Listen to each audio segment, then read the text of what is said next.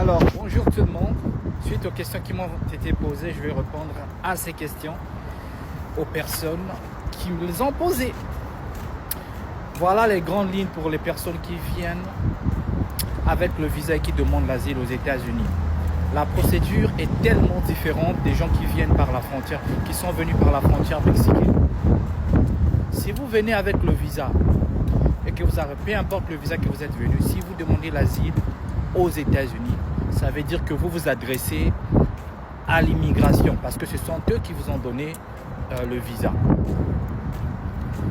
Vous n'aurez pas, premièrement, vous demandez l'asile par la même forme, mais vous n'aurez pas la possibilité de voir les nombres de jours, comment ça compte pour qu'enfin vous puissiez demander le permis de travail.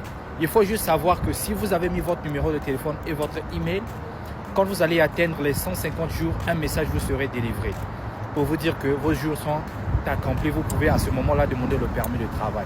Ça, c'est de 1. De 2, donc vous n'aurez pas, je vous ai dit de 1, vous n'aurez pas la possibilité de voir le nombre de jours. Il n'y a pas une application qui vous diront des applications qui vous diront que vous avez fait tant de jours. Ça veut dire que vous allez voir juste à partir de votre récépissé le jour que vous avez demandé et compter 150 jours à partir de ce moment-là jusqu'à ce que vous allez demander votre permis de travail.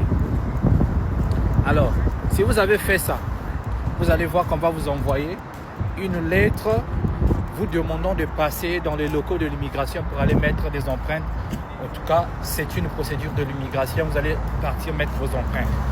Faites très attention parce que ces derniers temps, les gens qui sont venus les 6 derniers mois, vous pouvez voir que vous demandez l'asile aujourd'hui et vous avez aussi la chance, je ne sais pas si c'est la malchance ou la chance, d'avoir d'un même coup aussi la lettre pour vous donner la date de votre interview avec l'officier de l'immigration pour comprendre enfin pourquoi vous êtes venu aux USA et pourquoi vous demandez l'asile, pourquoi on vous écoute. Donc, on vous enverra une lettre pour les empreintes. Si ils ne vous ont pas envoyé la lettre pour votre audition, c'est pourquoi vous êtes venu demander l'asile aux États-Unis, c'est bien. Vous allez attendre les 150 jours, vous demandez le permis de travail auprès de l'immigration. Donc, voilà un peu les gens qui viennent avec le visa, comment est-ce que ça fonctionne. Donc, la troisième des choses, vous avez reçu votre permis de travail, donc vous allez attendre votre audition. C'est pourquoi vous avez demandé l'asile aux États-Unis. Ne cherchez pas à trouver une application pour compter les jours parce que vous n'en aurez pas. Plutôt, prenez votre récépissé de demande d'asile. Si vous avez fait ça en ligne, bien vous allez faire ça en envoyant par la poste. Si vous avez fait par la poste, vous allez recevoir une lettre